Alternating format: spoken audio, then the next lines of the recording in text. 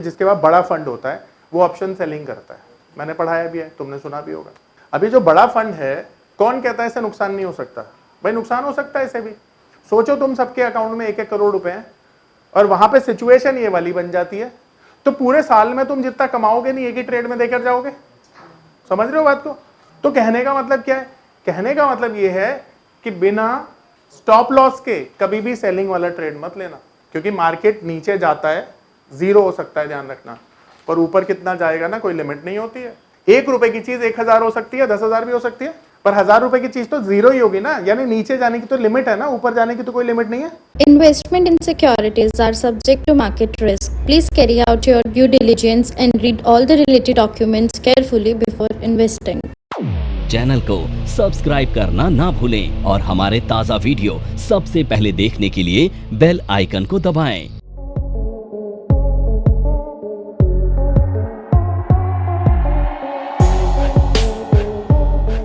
अब एक ऐसी स्ट्रेटेजी जिसको आप होल्ड करेंगे, ठीक है, तो इसका नाम है लॉन्ग स्ट्रैडल। अब ये लॉन्ग स्ट्रैडल एक ऐसे माहौल में बनाई जाती है जहां पर मार्केट न्यूज बेस्ड होता है, इवेंट बेस्ड होता है, ठीक है। तो यहां पर हमारा मार्केट व्यू क्या होगा? अब ये न्यूज बेस्ड और इवेंट बेस्ड से क्या मतलब है? आपने देखा है कि फेडरल मीटिंग होती है, अगले दिन बहुत बड़ा मूव आ सकता है, मार्केट में आता है। आरबीआई मीटिंग होती है, बहुत बड़ा मूव आता है, इनफैक्ट आरबीआई मीटिंग में तो सेम डे आ जाता है। इलेक्शन का रिजल्ट होता है, कंपनीज का रिजल्ट होता है, मूव आता है ना बड़ा। तो ये स्ट्रेटेजी ऐसे माहौल में डिप्लॉय करनी चाहिए जहां पर एक बड़ा मूव आ सकता है। अच्छा, इसे अगर मैं कंपनी के कंटेक्स्ट में आपको समझाऊं तो कुछ कंपनीज होती हैं जिन पे कोई पॉलिसीज आती है सरकार की। आपने देखा होगा सरकार जैसे फॉर एग्जांपल स्टील कंपनीज पे एंटी डंपिंग ड्यूटी लेके आ जाए तो स्टील के शेयर्स भाग जाएंगे, ऐसा होगा ना। इसी तरह से मान लीजिए फार्मा कंपनी को किसी तरह की कोई रिबेट मिल जाए, फार्मा कंपनी के शेयर भाग जाएंगे। आईटी कंपनी को कोई रिलैक्सेशन मिल जाए, या मान लेते हैं जो फर्टिलाइजर शेयर्स हैं उनको कोई बेनिफिट मिल जाए सरकार की पॉलिसी से। अब ये न्यूज मार्केट में तो चलती है ना, मार्केट को तो पता है कि कैबिनेट की मीटिंग है आज के दिन, इसका आउटकम आने वाला है, या कोई भी बड़ी न्यूज जो मार्केट में सर्कुलेट है और आपको पता है कि उसका डायरेक्शन कहां हो सकता है, तो वो इस सिचुएशन में फॉल करता है, यानी वो न्यूज बेस्ड हो गया। ठीक इसी तरह से इवेंट तो फिक्स्ड होती हैं, आरबीआई मीटिंग फिक्स्ड है, इलेक्शन का रिजल्ट फिक्स है, फिक्स्ड है ना, तो ऐसी मीटिंग में भी ये काम होता है। अब मुझे एक बात बताइए कि कोई न्यूज अगर आ रही है तो न्यूज के 2 इंपैक्ट हो सकते हैं, पॉजिटिव और नेगेटिव। भाई दुनिया में कुछ इंटरनल लोग होते हैं जिनको ये पता होता है, पर वो लोग इतने सीक्रेट होते हैं कि किसी को बाहर बताते नहीं है, और ना ही वो लोग स्टॉक मार्केट में काम करते हैं, ऐसा मुझे लगता है। होने के लिए कुछ भी हो सकता है। अब सवाल ये उठता है कि हम जैसे कॉमन लोगों को तो ये बात नहीं पता रहती ना कि मार्केट में क्या होने वाला है। हमारे लिए तो हमारा टेक्निकल चार्ट या हमारी लर्निंग ही सब कुछ है। अब हमारी लर्निंग ये कहती है कि जब हमें ये नहीं पता कि मार्केट नीचे जाएगी या ऊपर जाएगी, तो हम क्यों ना एक काम करें कि हम कॉल और पुट दोनों बाय कर लेते हैं। कॉल और पुट बाय करेंगे तो एक बात तो तय है कि अगर मीटिंग का आउटकम नेगेटिव आया तो मार्केट टूट जाएगी, और पॉजिटिव आया तो मार्केट बढ़ जाएगी। अब ये बात तो तय है ना कि मार्केट में बड़ा मूव आएगा, तो जब भी मार्केट में बड़ा मूव आएगा ना, तो ये स्ट्रेटेजी हम डिप्लॉय करेंगे। अब इसकी वजह से क्या होगा? बिग मूव एक्सपेक्टेड होता है, ठीक है। अब फिर से हम ये किसी शेयर पर भी बना सकते हैं बनाने के लिए, पर मैं फिर से इसे निफ्टी पर बना के दिखा रहा हूं आपको। तो निफ्टी का यहां पर हम स्पॉट मान लेंगे 24,000। अब देखो बड़ा मूव हम कहते हैं या तो आ जाए 24,500, भाई बड़ा मूव तो 500 पॉइंट का ही होगा, और 23,500 डाउन साइड मूव होगा। अब अगर ये हो गया तो हम दोनों के लिए तैयारी करेंगे, और दोनों के लिए हम अब यहां पर हम सबसे पहला काम क्या करेंगे? सबसे पहला काम हम करेंगे कि हम एक कॉल बाय करेंगे। अब देखो यहां पर सवाल उठता है कि भाई कॉल तो हमारे pass out of the money भी है, इन द मनी भी है, एट द मनी भी है। मैंने आपको यह भी पढ़ाया कि जब मार्केट में वॉलिटिलिटी ज्यादा हो तो आप out of the money by कर सकते हैं, पर हमेशा ध्यान रखना अगर मान लो ये बड़ी मूव ना आई, छोटी मूव आई, तो आपका नुकसान भी हो सकता है, क्योंकि आप 500 पॉइंट ऊपर खरीद रहे हैं और 500 पॉइंट की जगह 200 पॉइंट ही मूव आया, तो आपके आउट ऑफ द मनी जल्दी से टूट जाएगी, जल्दी से ब्रेक हो जाएगी। इसके लिए आपको एट द मनी पर ट्राई करना है, और ये स्ट्रेटेजी एट द मनी पर ही बनाई जाती है। तो अब हम क्या करेंगे? एक एट द मनी कॉल को बाय करेंगे, अब आपको ये पता ही है कि एट द मनी की स्ट्राइक क्या है, 24,000। अब ध्यान रखना कि इसके प्रीमियम हाई होंगे, क्योंकि जब वॉलेटिलिटी बड़ी एक्सपेक्टेड है तो प्रीमियम भी हाई होंगे। अब अगर प्रीमियम हाई है तो हम ये मानेंगे कि कम से कम प्रीमियम हमें 150 रुपए का मिलेगा। ये 150 रुपए का प्रीमियम है जो हमने पे किया है। अब यहाँ पर हमारा व्यू क्या हो गया, ये लिख देते हैं हम ताकि समझने में आसानी हो। अब अगर मार्केट ऊपर जाती है तो ये जो हमारा कॉल है इसका प्रीमियम बढ़ जाएगा, करेक्ट है। पर अगर मार्केट नीचे चली गई तो क्या होगा, उसके लिए हम पुट खरीदेंगे। तो पुट भी हम क्या करेंगे, एट द मनी खरीदेंगे, और इसका जो स्ट्राइक होगा वो होगा 24,000। अब देखो हाइपोथेटिकली प्रीमियम हमने यहाँ पे। नमस्कार दोस्तों, क्या आप स्टॉक मार्केट में शुरुआत करने का सोच रहे हैं और क्या आपको यह समझ में नहीं आ रहा है कि आपकी शुरुआत कहां से होनी चाहिए, तो मैं आपको एक ऐसा कोर्स सजेस्ट करने जा रहा हूं जो आपकी लाइफ चेंज कर सकता है। और मैं बात कर रहा हूं NIFM का advance level of smart investor course की, जो आपकी लाइफ चेंज कर सकता है। जी हां, आपने सही सुना, NIFM आपके लिए लेके आया है एक ऐसा शानदार कोर्स जो आपको बताएगा कि किस तरह से आप स्टॉक मार्केट में सक्सेसफुली पैसा कमा सकते हैं। और ये कोर्स है advance level of smart investor. Advance level of smart investor course आपको हर छोटी से छोटी और बड़ी से बड़ी मार्केट की बारीकियों के बारे में जानकारी देता है, और ये सभी जानकारियां आपको इस मार्केट में पैसा कमाने में बहुत ज्यादा मददगार साबित होती हैं। तो इस कोर्स को करने के बाद आप मार्केट में सक्सेसफुल ट्रेडर और सक्सेसफुल इन्वेस्टर बन सकते हैं। लिख दिए, तो मैं इसे भी 150 रुपए लिख रहा हूं, और ये भी हमने क्या किया, पे कर दिया। तो हमने नेट कितना पैसा दिया, तो हमने 300 रुपए टोटल पे करे ना, तो हमारा नेट कॉस्ट जिसे कहते हैं वो कितनी आ गई, 300 आ गई। और नेट कॉस्ट ही हमारा मैक्सिमम लॉस भी है, तो हमारा यहाँ पे मैक्सिमम लॉस कितना होगा, 300। मैक्स प्रॉफिट कितना होगा, शाबाश। और यहाँ पे ब्रेक इवन क्या होगा, कॉल का बोलो 24,000, ध्यान से सोच के बोलना, 24,000 बोलो, शाबाश, ठीक है। और पुट का, अब एक बात क्लियर है कि मार्केट इसके ऊपर एक्सपायर हो जाए या इसके नीचे एक्सपायर हो जाए, हमें प्रॉफिट देकर जाएगी। अगर इस पॉइंट पर भी एक्सपायर हो गई तो भी लॉस नहीं होगा, पर इसके बीच में अगर एक्सपायर हो गई तो लॉस हो जाएगा। पर यहां पर हम ये जो स्ट्रेटेजी बना रहे हैं ना, किस लिए बना रहे हैं, न्यूज बेस्ड है मार्केट, इवेंट बेस्ड है मार्केट।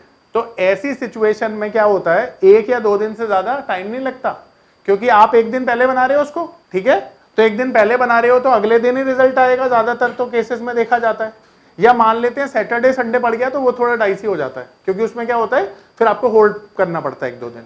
अब हम पर ये अज्यूम कर लेते हैं, क्योंकि हमने ये सारी सिचुएशन हाइपोथेटिकली समझनी है, तो हम ये मान लेते हैं कि मार्केट में अगले दिन इसका रिएक्शन आएगा, जैसे रिजल्ट का रिएक्शन आता है, तो या तो मार्केट गैप अप हो जाएगी या गैप डाउन हो जाएगी। इसे होल्ड नहीं करेंगे हम, एक सिचुएशन हम ये मान लेते हैं। तो अब इस सिचुएशन में क्या होगा, इस सिचुएशन में मार्केट गैप अप खुलती है, और गैप अप खुलती है तो कितनी ऊपर जाती है मार्केट, 24,500। अब समझने वाली बात यह है कि क्योंकि हम गैप अप गैप डाउन के लिए प्ले कर रहे हैं, इसे एक्सपायरी तक होल्ड करने का हमारा कोई विजन नहीं था, क्योंकि हम तो केवल इसे न्यूज बेस्ड मान के बना रहे थे या इवेंट बेस्ड मान के बना रहे थे।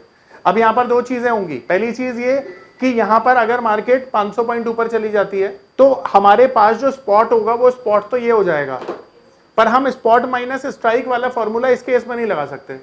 अब आप पूछोगे सर ऐसा क्यों, क्योंकि हम एक्सपायरी वाला पे ऑफ नहीं निकाल रहे हैं। यहां पे मान लेते हैं ये सारी चीजें मंडे को होती हैं या ट्यूसडे को होती हैं, तो एक्सपायरी में तो 3 दिन रह गए। अब 3 दिन रह गए तो उसमें टाइम वैल्यू भी इंटैक्ट है, तो प्रीमियम 0 नहीं होंगे इस केस में, क्योंकि अभी टाइम वैल्यू इंटैक्ट रहेगी उसमें। तो हमने हाइपोथेटिकली ये मान लेना है कि जो प्रीमियम है हमारे वो किस तरह से बढ़ेंगे। ये मैं एक एग्जांपल से समझाता हूं आपको। अब हमें ये अज्यूम करना पड़ेगा कि मार्केट अगर यहां से 500 पॉइंट गैप अप खुलती है तो इसकी इंट्रिंसिक वैल्यू 500 रुपए हो जाएगी, ठीक है, और इसमें टाइम वैल्यू भी इंटैक्ट रहेगी। तो ये जो प्रीमियम आपने खरीदा है 150 रुपए का, ये 500 रुपए तो इंट्रिंसिक वैल्यू के साथ ही हो जाएगा, पर इसमें 3 दिन की टाइम वैल्यू भी तो इंटैक्ट रहेगी। तो कहने का मतलब है ये प्रीमियम तो तब भी 0 नहीं होगा नीचे वाला, तो ऊपर वाला भी 0 नहीं होता अगर मार्केट नीचे खुलती तो इस सिनेरियो में ये जो 150 रुपए वाली चीज है बढ़कर मान लेते हैं, कॉल वाला जो प्रीमियम है हमारा ये बढ़कर हो जाता है 600 रुपए।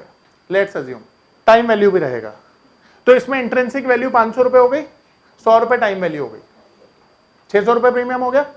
अब सवाल ये उठता है कि मार्केट जब गैप अप खुलेगा तो ये जो एट द मनी पुट है 150 रुपए की, ये नीचे जाएगी, क्योंकि मार्केट तो ऑपोजिट साइड में चला गया ना। पर अब सवाल ये उठता है कि ये 150 रुपए क्या जीरो हो जाएंगे? नहीं होंगे ना, क्योंकि टाइम वैल्यू तो रहेगी इसमें 2-3 दिन की। तो इसका मतलब है कि ये जो पुट वाला प्रीमियम है ये जीरो नहीं होगा, तो इसकी वैल्यू भी कुछ रहेगी। मान लेते हैं गिरकर इसकी वैल्यू हो गई 50 एग्जांपल के तौर पर। तो नेट हम अगर एग्जिट कर देते हैं दोनों से तो हमारे पास कितना पैसा आता है? 650। 600 रुपए ये और 50 रुपए ये, तो 650 रुपए हमें एग्जिट पर मिल गए। अब सवाल ये उठता है कि हमने दिए कितने पैसे थे, नेट कॉस्ट कितनी थी हमारी? 300 रुपए। तो वो माइनस कर देंगे हम इस सिचुएशन में, भाई ये तो हमने जेब से ही दिए थे। तो नेट हमारे पास 350 रुपए बच जाएंगे, यही हमारा नेट प्रॉफिट होगा।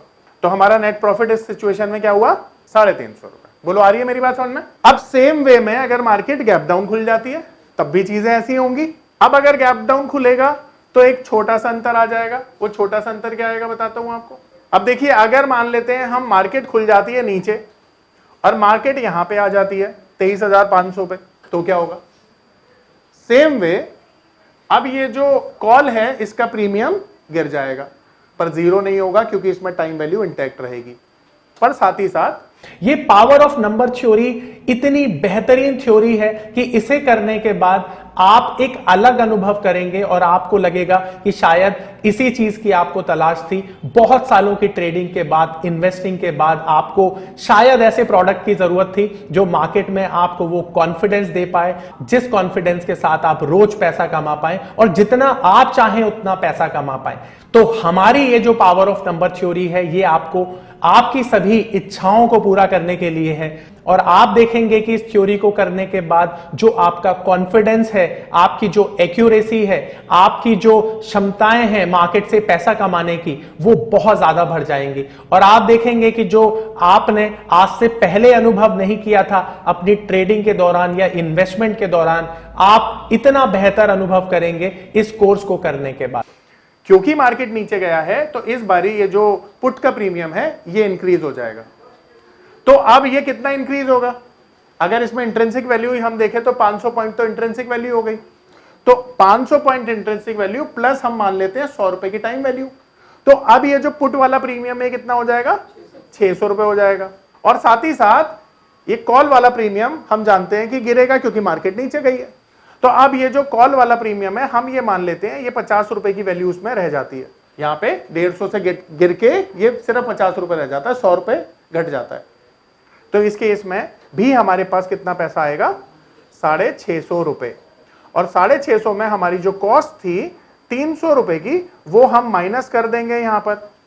तो अगर हमने माइनस किया तो अगेन हमारे पास 350 रुपए बचे, जो हमारा इस केस में नेट प्रॉफिट होगा। अब मुझे बताओ यहाँ पर ये सिचुएशन समझ में आई सबको अच्छे से? अब ये स्ट्रेटेजी भी बहुत अच्छी है। अब इसको नॉर्मली हम होल्डिंग पर लेकर जाते हैं क्योंकि हम इसे इवेंट बेस्ड प्ले कर रहे हैं या फिर न्यूज बेस्ड प्ले कर रहे हैं। और न्यूज कब आएगी? 1-2 दिन में आएगी, तो होल्ड करना पड़ेगा जब तक। हमारा फॉर्मूला है स्पॉट माइनस स्ट्राइक, जिससे क्या पता चलता है? Intrinsic value. तो जो प्रीमियम में है ना इंट्रिंसिक वैल्यू उसको माइनस कर दो, क्या बचा? तो टाइम वैल्यू। अब देखो एट द मनी पर तो सारी की सारी टाइम वैल्यू या इंट्रिंसिक वैल्यू कैसे होगी? नहीं होगी, सारी टाइम वैल्यू है। तो जो टाइम वैल्यू है वो 5 दिनों के लिए है यहाँ पे, क्योंकि मान लेते हैं हमने मंडे को अगर ये कैरी करी तो 5 दिन है, तो डिवाइडेड बाय 5 कर दो तो कितना आ गया? 30 रुपए आ गया। तो 30 रुपए पर डे की टाइम वैल्यू है। देखो ऐसा समझो यार, जो भी चीज हम समझ रहे हैं किसके ऊपर डिपेंड करता है? सिचुएशन पे। और क्या तुम इतने सटीक एनालिस्ट हो सकते हो कि सिचुएशन को पूरी तरह से एनालाइज कर लो? रिस्क हमेशा इंटैक्ट रहेगा। पर तुम्हें यह पता है कि अगर ऐसा हो गया, जो कि 100 में से 90 बार शायद हो जाए, तो चीजें तुम्हारे फेवर में आ जाएंगी। बस ये चीज है। लॉस तो हमेशा ध्यान रखो, ऑप्शन तो ऑप्शन है, इससे किसी का फ्यूचर नहीं बना। तो अब यहाँ पर एक मेरा आपको बहुत बड़ी लर्निंग कि कभी भी अगर ऑप्शन शॉर्ट करते हैं तो बिना स्टॉप लॉस के मत करना, ठीक है? वो सिचुएशन मत आने देना कि तुम्हारे घर का इंटरनेट बंद हो जाए, तुम्हारा मोबाइल पानी में गिर जाए या फिर छूट जाए हाथ से और चालू ना हो। तो कहने का मतलब क्या होता है? कहने का मतलब ये होता है कि यार लाइफ में ना आपको नहीं पता कि क्या हो सकता है। अब सोचो, एक वर्स्ट सिनेरियो सोचो, किसी इंसान के पास जैसे बहुत सारे यूट्यूब्स पे आप सुनते हो, बहुत सारी बुक्स पढ़ी होंगी और नॉलेज रखते हो तो तुम्हें पता होगा, किसी के पास 50 लाख रुपए, जैसे मैं भी अपनी क्लास में पढ़ाता हूँ कि जिसके पास बड़ा फंड होता है वो ऑप्शन सेलिंग करता है। मैंने पढ़ाया भी है, तुमने सुना भी होगा। अभी जो बड़ा फंड है, कौन कहता है इससे नुकसान नहीं हो सकता? भाई नुकसान हो सकता है इसे भी। सोचो तुम सबके अकाउंट में 1-1 करोड़ रुपए हैं और वहां पे सिचुएशन ये वाली बन जाती है, तो पूरे साल में तुम जितना कमाओगे नहीं एक ही ट्रेड में देकर जाओगे। समझ रहे हो बात को? तो कहने का मतलब क्या है?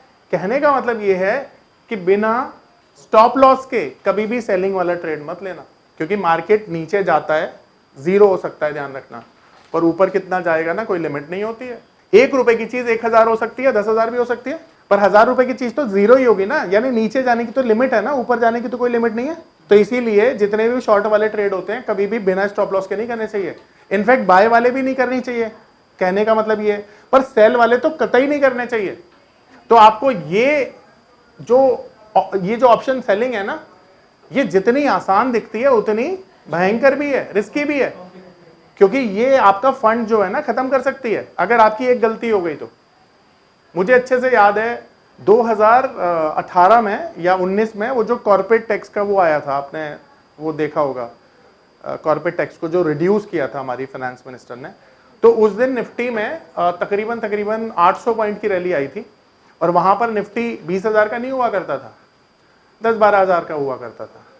तो वहां पे 8% की रैली 2 घंटे में आ गई थी, 10 बजे से 12 बजे के बीच में। वहां पे किसी ने ऑप्शन सेलिंग की होती सोचो तो 2 घंटे में क्या हो जाता है उसका। यहां गैप अप और गैप डाउन की बात नहीं कर रहा मैं, रनिंग मार्केट की बात कर रहा हूं। इतनी बड़ी तेजी आ गई तो जिसने किया होगा बेचारे ने, उसके तो घर के बर्तन भी बिक गए होंगे। तो कहने का मतलब क्या है, ऑप्शन सेलिंग बहुत रिस्की भी होता है अगर आप इसे डिटेल में ना समझे, तो इसीलिए बिना स्टॉप लॉस के आपको काम नहीं करना चाहिए। ठीक है, ये लर्निंग थी आपके लिए। अब यहाँ पर मुझे बताइए, कोई अगर सवाल है आपका तो आप पूछ सकते हैं। तो यहाँ पे क्लियर हुआ कि शॉर्ट स्ट्रेंगल कब आपको डिप्लॉय करनी चाहिए, कैसे बनती है।